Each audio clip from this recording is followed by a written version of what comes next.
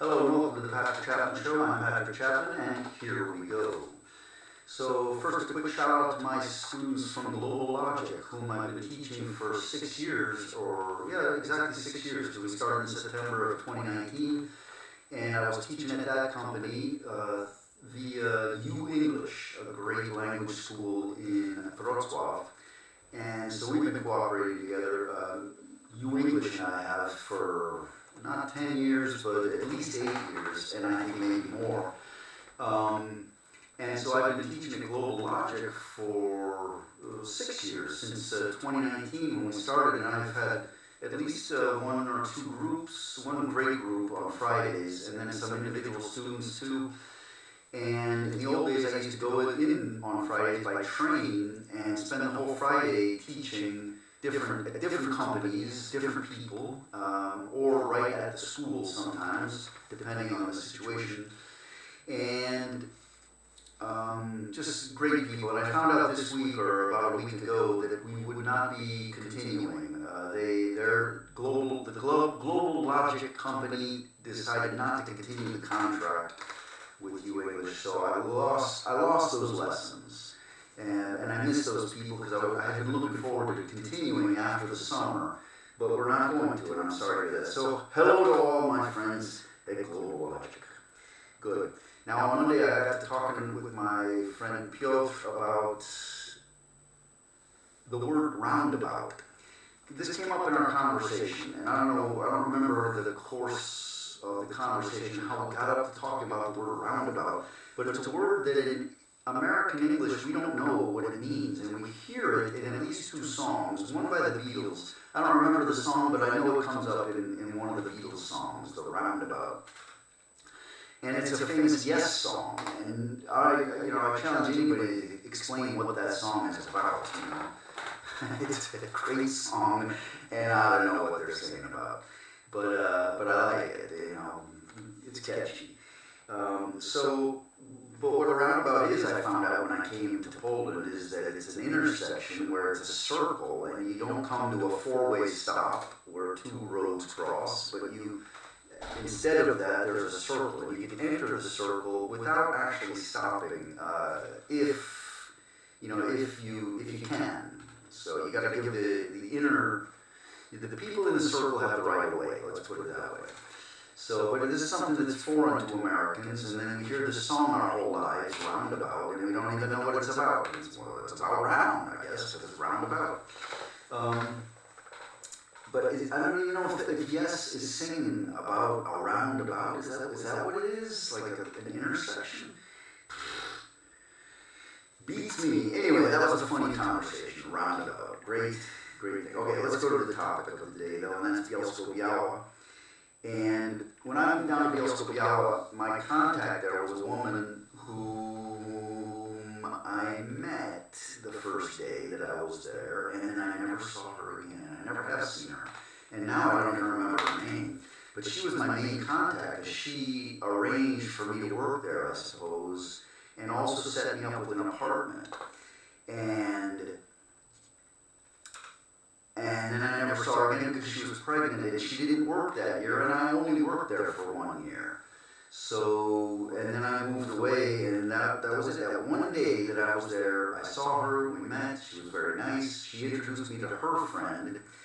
Now I was supposed to move into an apartment of some kind, but the apartment wasn't ready. Either somebody else was still living there and hadn't moved out yet, or it was being renovated. I don't remember the details. The point is I couldn't move in yet. So she, in the meantime, set me up with her friend to stay at her friend's apartment. So I moved into this little apartment where I had one room where I could sleep on the floor. I think there was like a mattress on the floor, so like something like a futon. And that was my new home temporarily while the other place got ready, or was made ready. So now here I am with this in this apartment, and the person who lives in the apartment is Gaba, a girl, a woman. She's got a son named Michał, and she's got a boyfriend who's living with her in the apartment named Ryszard. right? And so they're all together. But these are all strangers to me, you know, but I'm in their house now. And I have this little room, and I get to sleep on the floor, and I got all my stuff's in boxes or bags. And, okay, I'm easygoing, and they were very nice, and it was going to be temporary, like a week, you know, I think it was maximum a week. And you can survive that, you know, a week. You can sleep on the floor, you can have a guest in your house, no matter what, how small your house is. And it was pretty small, but nice neighborhood. So it turned out that the place where I was supposed to live was right across the street from Gaba's place. And it was a big house, huge house, with a big yard around it, and it was, you know, a nice gate fence around it.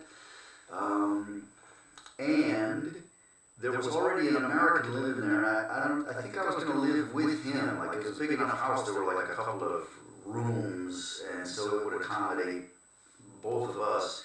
And I met that guy, he was teaching at the same college, his name was David. And, okay, so I got to know him a little bit, and I got to know the woman who was the owner of the house. And she was scary. I mean, she was like an elderly woman, pretty wealthy, you could tell by the size of the house. I think she drove a big car too, I don't remember now, but I did not feel, it felt stiff. When I went in that house, it felt stiff. I wasn't moving in yet, I just went in to meet her and kind of see the place. And when I did, I just felt like not at all at home, even though it was big and well furnished.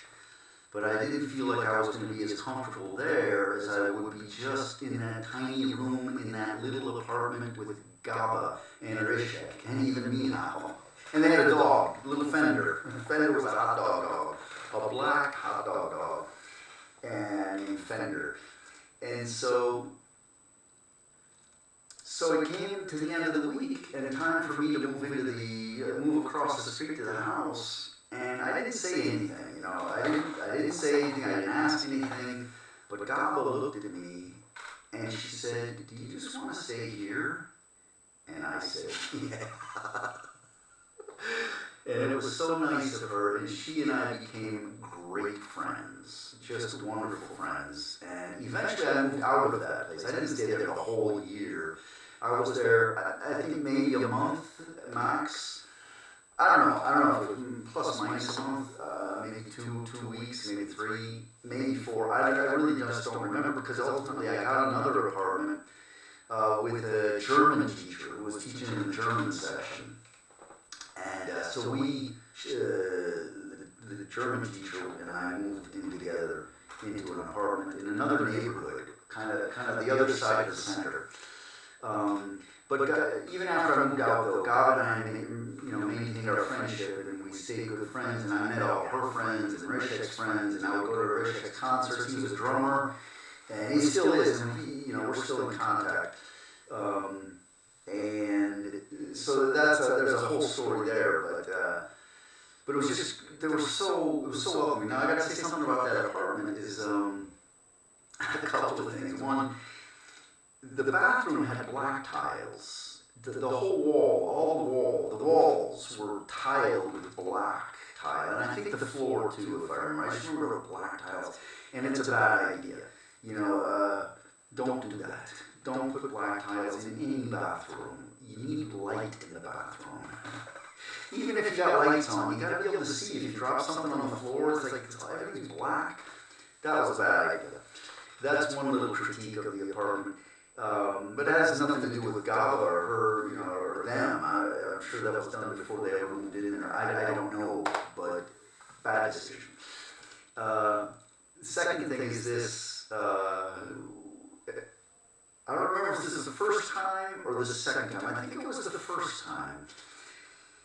In Poland, they do this thing where they have the sugar bowl, with the spoon in it, for putting sugar in your coffee or your tea, or whatever you need.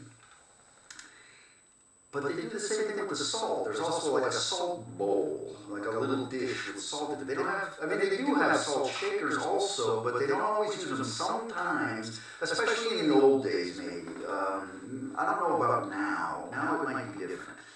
But in the old days, definitely, they would have like a salt bowl. Well, one morning, I think it was in the morning, I made my coffee and I put 2 big spoonfuls of salt in my coffee. And stir it up. Salted coffee, and 2 spoons is a lot of salt. And then I'm like, oh, I just ruined my coffee. And I'm like, oh well, I gotta drink it anyway. And I really tried to, but it's impossible. You cannot drink coffee that salty. So, and that happened to me again another time. I don't remember now where, or even if the one in Gabas was the first time or the second time, but I know I've done that twice since I've been in Poland. I've salted my coffee. So, okay, so then in the meantime I started teaching, and this was an exciting job for me because it was my first time teaching in a college. This was a teacher training college, a private one called the Top College. I don't know if it's still in existence. I suspect that it is. But, and I was teaching conversation lessons, which I prepared pretty well for. I got some good advice from other teachers on how to teach conversation and what to do, and I was pretty well prepared, and those went really well. I think I did a good job of that. And in the meantime, they had also told me before the summer, which is smart, before I actually started teaching, long before, but I had taken the job, they told me I would be teaching American history and culture. It's kind of a mix, like history plus culture, which was great for me because I like history, but I never really studied it. So this was one of those cases where the teacher is like 1 page ahead of the students, But I spent the summer preparing that. Let me see if I have that book right here. Yes, it's right here. During that summer when I was in Chicago, I went to a bookstore and I specifically bought this book. It's the Everything American History book. It's a crappy book. It's nothing you would really want to read, but it's a great reference for just hitting the highlights, like we've got the Salem witch trials, and there's like 4 paragraphs about the Salem witch trials, and then I flick ahead, Declaration of Independence is on 1 page, and then, what do we got here?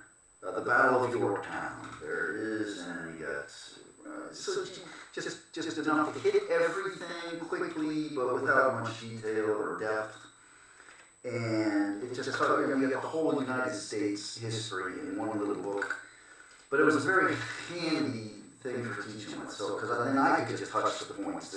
Because in 1 year, 2 semesters, quickly how much history are you going to teach? Plus culture, you throw the culture in there, and you talk about baseball and stuff. And the Puritans, don't forget the Puritans. So that, and I also had read, in that summer, I read Howard Zinn's book. Everybody knows that one, the People's History of the United States, something like that. I don't remember what it's called. I think it's that. And it was a great book, but, and it gave me, some insight into the real, and I don't know, I love teaching that. I liked teaching it. So I had a great year of teaching. And as far as my schedule goes, this is one of the great things. First of all, I had not started teaching private lessons yet, like where people would come to my house and I would just teach, or I would go to their house and just like 1 kid or something, or 1 businessman or something. I didn't do that. I didn't want to, I didn't know how to, and I didn't like to. When I did have to, because sometimes it kind of happened where somebody insisted, and I just was not comfortable doing it. I didn't know how to do it. So my schedule, when I finished my Monday, I was half done with my week, because Mondays were heavy days. I had 10 hours on Mondays, I think 10 or 9, and then Tuesday was another big day where I had 6 hours. so maybe that's what it was. By the end of Tuesday, I was almost done. And then I had like another hour or two on Wednesday, another hour or two on Thursday, and then Fridays were free. So I had a 3-day weekend. That was a wonderful schedule. I did all, half my work was done on Monday, and then the rest of the week was great. It was just easy going. So I really liked that. So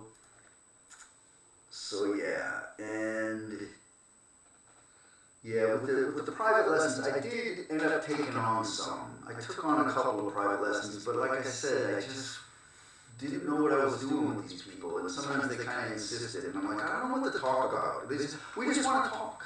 We don't want grammar. We don't want reading or writing exercises or grammar. We just want to talk. And that sounds so easy, right? No, it doesn't. It's not. I don't know what to talk about.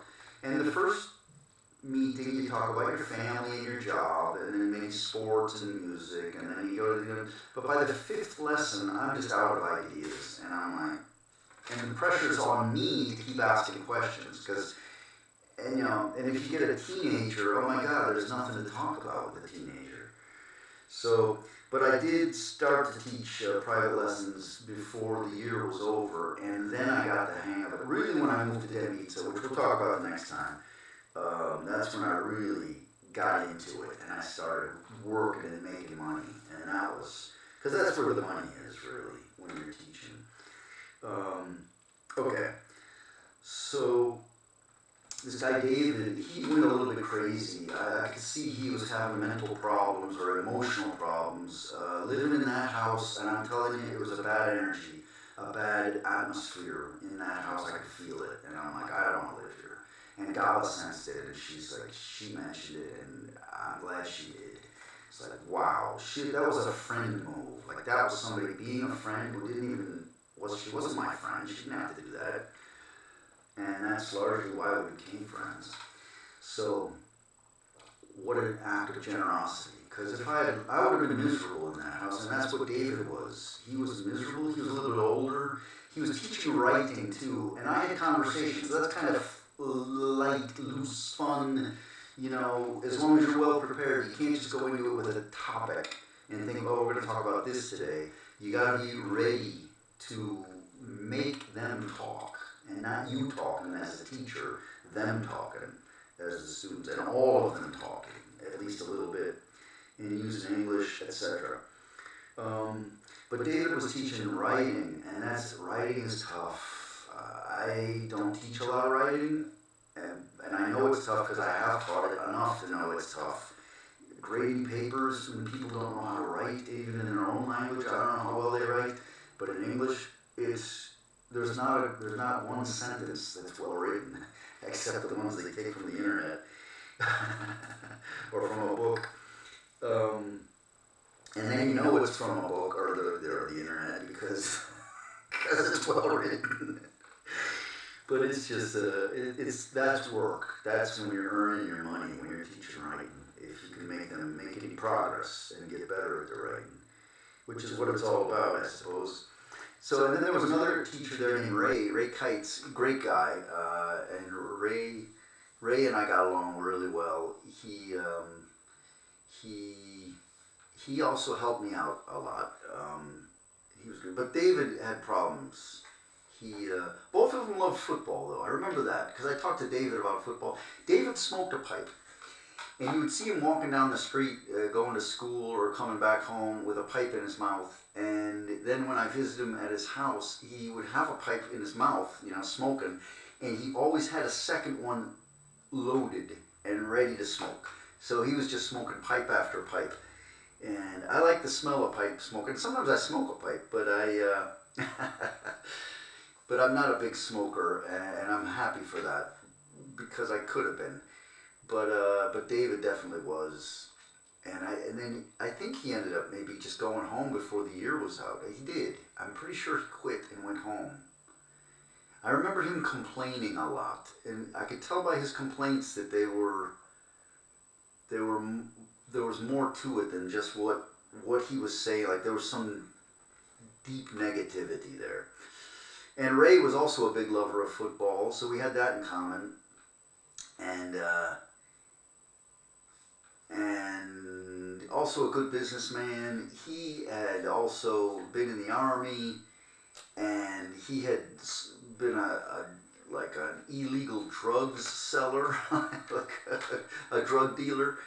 And he told me, you can sell drugs, like I don't know if it was cocaine or marijuana or both, but like he told me you can just sell it like right under the police's noses. Like that's no, the police being there is no inhibitor. Um, anyway, that was one thing he did, but he was also a businessman and just a funny guy with a lot of kids now, on his second wife. He said he made a big mistake with the first wife, and then with the second wife he hit it right, and they had a bunch of kids. Good guy, Ray. And then when the year was over and it was time for me to move on, I moved to Dębica, and Ray took me in his car. We spent a whole day. He offered to drive me, and he did. And so we packed up his car, and he drove me all the way across the country to Dębica. It's a pretty long drive. And that was really nice. And we just moved my stuff at first, I think, because I came back and spent time in, I don't know what I did that summer. I guess I probably went back to the States. But we moved all my stuff and then stored it there in Dębica, where I would be teaching the next year. Okay, Bielsko-Biała is a very artsy city. It's surrounded by mountains. It's got a lot of, like, you go out, you see street musicians, just people busking out on the street, you know, playing their guitars or whatever they're playing.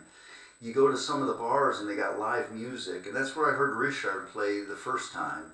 He was playing with these twin guys who are in the Goletsu Orchestra, the Goletz brothers, right? And I met them, actually. They had just been to Chicago. I don't know if they were famous yet or not, but we, you know, I shook their hands and we said hi. What do you say to a famous person? I don't know. But that was kind of cool.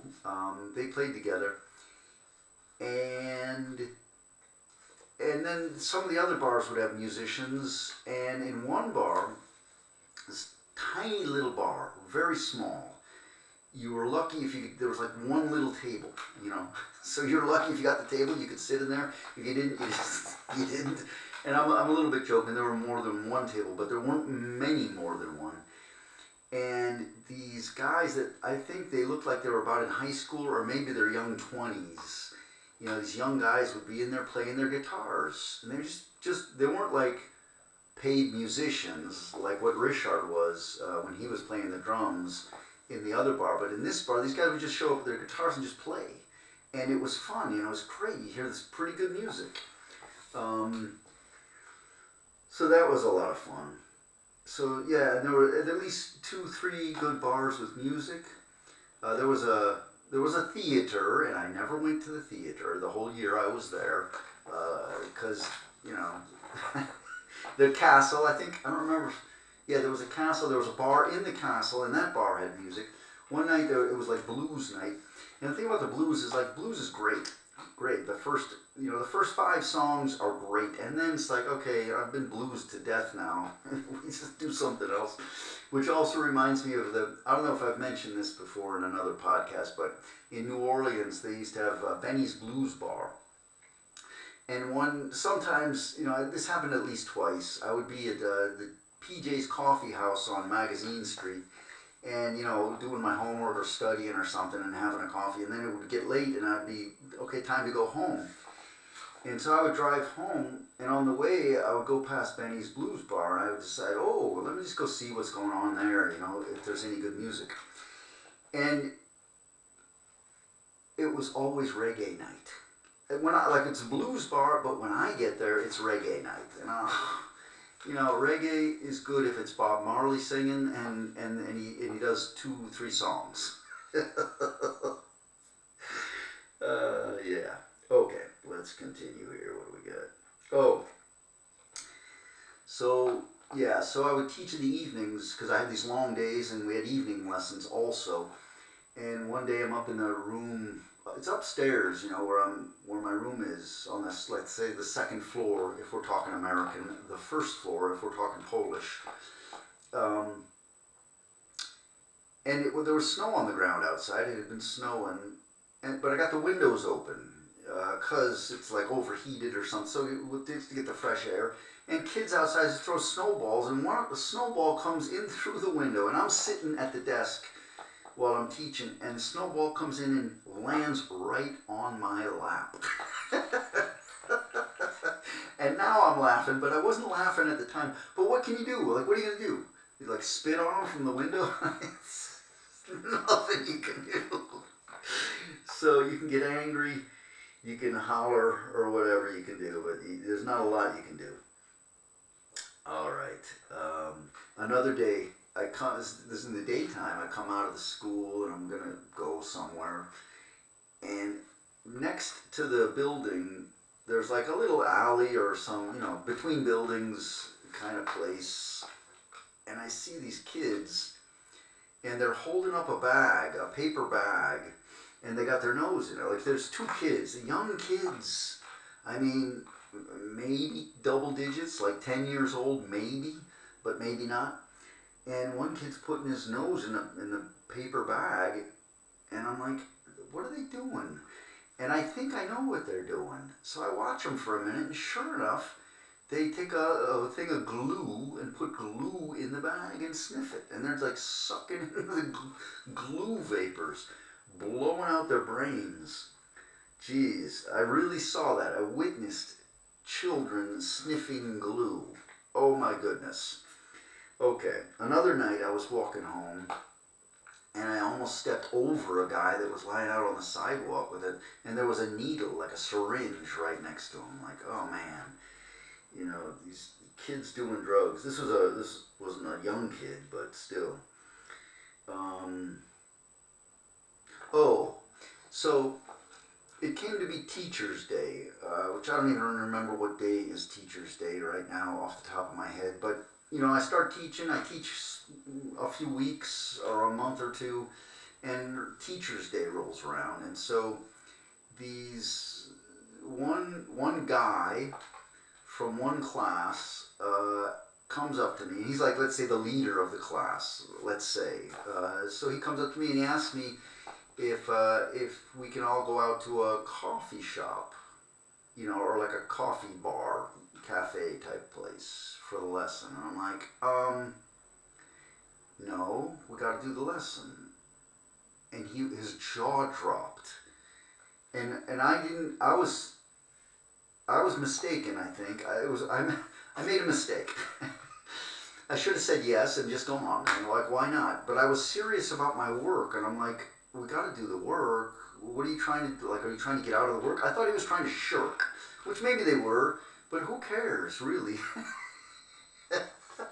But I was so serious, and so I kind of stupidly said no.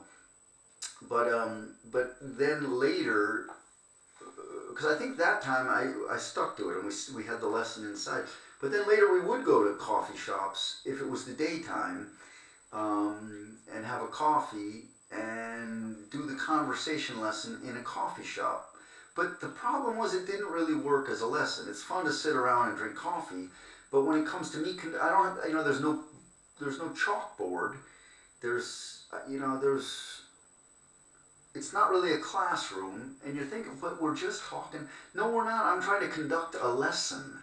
Now, if we're just going to go and talk, okay, but are you going to talk, or are you going to whisper in Polish, at the far end of the table, And so that was always a little uncomfortable for me as a teacher, even though it was kind of fun as just a person going out to hang out with kids at the bar or whatever. Because in the evenings we would go to the bar, and they would always invite me. Hey, let's go to the bar tonight and have the lesson in the bar and have beers. Okay, and we did that. It was fun the first time, but then after that, it's like, are we doing anything here? Are we teaching? Are we learning anything? And, we can chit-chat in the bar. It's like, I don't know how effective those lessons were, but, fun. Okay, so we had a lot of lessons in bars and coffee shops, depending on the time of day it was. Okay. Just a few more things here. Let's go and be done with this. I was playing the guitar at the time a little bit. I was trying to practice up on the guitar. So Rishek is a musician, and so we got together and put on a concert near the end of the year. And it was kind of bad timing because there's no good timing, because now it was getting to be exam time for the students and they're busy studying for their exams. But on the other hand, the schedule's freeing up a little bit because I don't have so many lessons because it's coming to the end of the school year. So we decided to put on this concert in a big room at the college.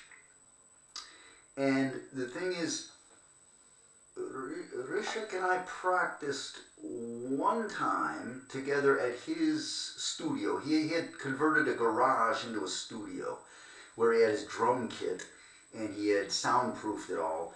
And so I got together with him one time and we practiced.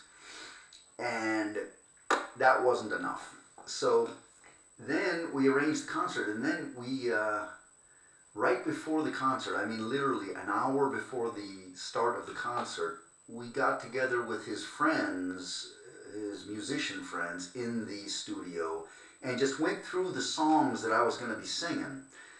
So we just went through them each once, and they're like, okay, we got this. Oh, okay, I got that. Okay, got this one, good. So they knew what was going to be coming up. And it was, for them, it was a piece of cake. I mean, it was so easy. I gotta put these shades down because it's getting dark outside. So we go to do the concert, and the thing about a concert is it's different playing with a microphone than it is sitting in your room on your bed playing to yourself. Even though, you know, you can practice like that for hours, but then it's not just being in front of the people, that's a whole nother thing. I'm just talking about the microphone, where you're standing. So first of all, when you stand up instead of sitting down, that guitar is pushed out a little bit from your body because you're not bent over it, you know, like you are on your bed or on a chair. You're standing up, and now it's a little difficult to see your hands, which, you know, I need to see my hands when I'm playing the guitar. And then there's the microphone. You got to be like right there on the microphone, and you're trying to watch your hands, and you're trying to remember the words. And now add to that the people watching, and now you're nervous, right? And then to play with other musicians is another thing, because you got the timing of it all, where if you're by yourself, you get off a beat or something, you're like, oh, get back on the beat, you know, or whatever. But when you're with other guys, you're like, it's got to flow in rhythm and on time, right? So, so we start playing, and I don't know what song I was trying to sing, but I couldn't remember the words. We start, and I immediately forget the words, or I sing the first line and then go blank. And that happened like twice, and then Rishek comes out from behind his drum kit, and he holds up the words for me so I can sing them. And I have to say, it was kind of fun. We just did, you know, crappy songs that you wouldn't want to hear, but it was fun, and those musicians made it great. I mean, and I won't remember their names now, but the bassist. And the guy on the Krzysiek was on the violin. I don't want to say Krzysiek. I don't want to say who was playing because I'll get it wrong. Anyway, fun time, and horrible music on my part, but but they made me sound good, I can say, because these guys are professionals, and I'd seen them play before too with Krzysiek, and these are like they studied music. They were real musicians. So that was fun. And an experience, you know, and I'm done with it. I never have to do it again. Although I did do it again in Dębica, which we'll talk about maybe next time. Okay. Let me talk a little bit about Oświęcim, because some of my students in Bielsko-Biała lived in Oświęcim. And for those of you who don't know, Oświęcim in English is Auschwitz. Basically, I mean, that's the name of the town, and then of course the camp, where the death camp is Auschwitz, but the town is Oświęcim. And some of my students lived there, and so they, you know, one of them invited me there to her house on a weekend, and it was winter time, so I went to Oświęcim in winter, and she took me, Barbara was her name, she took me to the camp, the death camp. And I had been there before, but this is the first time I'd been there in winter, and I have to say it's different. There were no people. It might have been a weekend, but it was a winter weekend, and it was, there might have been a couple of other tourists, but not many. And there was snow, frozen ground, and you could just, it was a different, eerie feeling. I mean, like, what can you say? What are you going to say about it? It's like somebody says, hey, I went to Auschwitz. Oh, how was it? What are you going to say? Oh, it was great. Anyways, you can imagine maybe how it was, but in the winter it's even more so. I can say that. And I gotta say another time, because the other times I've been there, you always have the option of also going to Birkenau, which is right next to it, basically. It's like a maximum 10-minute drive. I don't even think it's 10, I think it's like a 1-minute drive. But it's right there. And after seeing all of Auschwitz, you're like, well, why do I need to see more of this? Let's just go. You're tired, you want to get back to your hotel in Krakow, which is probably where you're staying.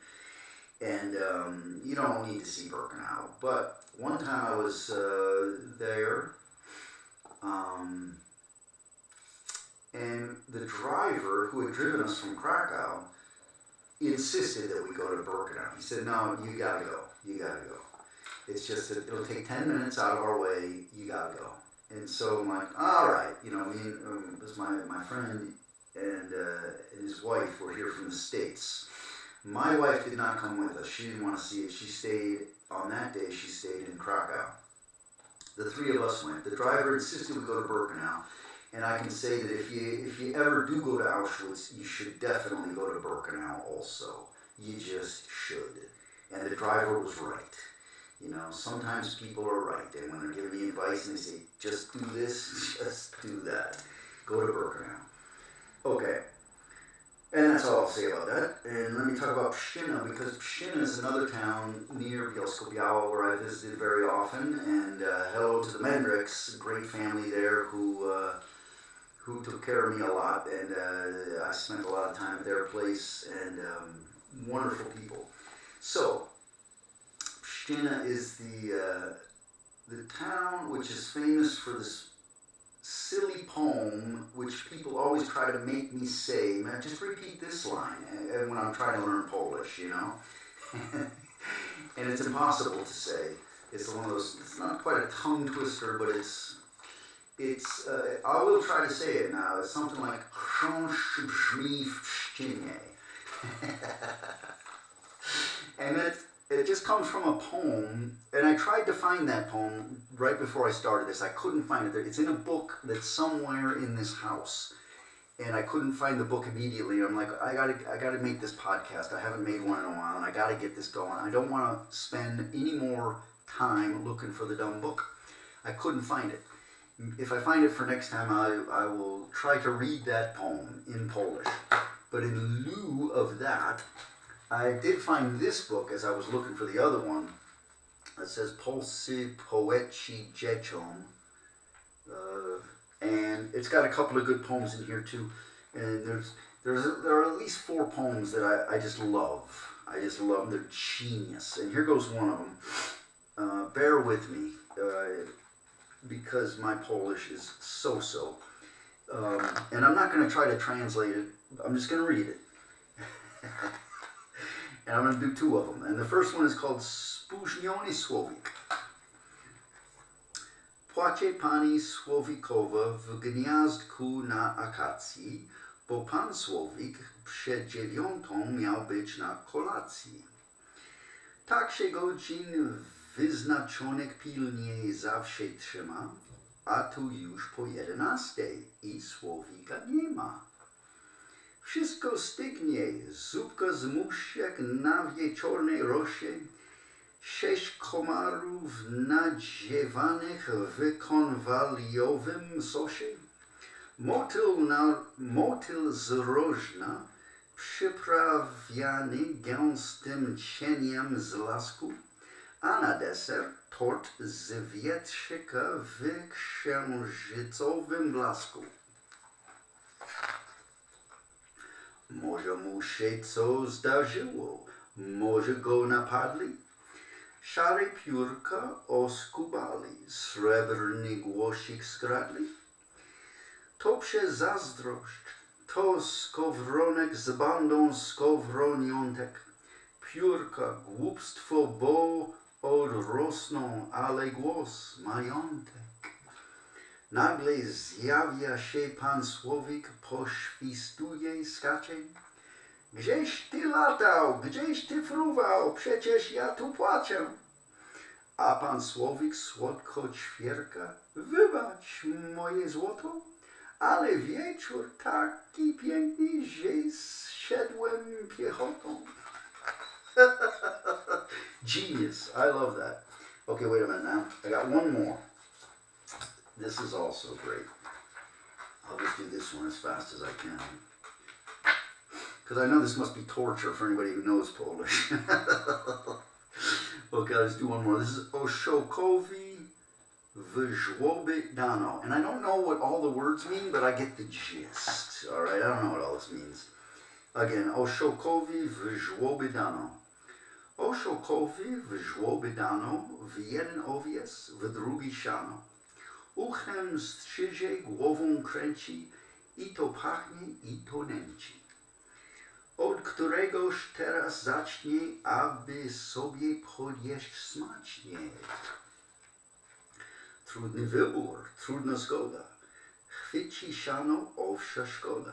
Chwyci owiec, żal mu siana. I tak stoi aż do rana. A od rana do wieczora, aż nareszcie przyszła pora, że oślina pośród jadła z głodu padła. Funny stuff. Okay, good. Done with that. And you know what? I think that'll be it. Till next time, goodbye.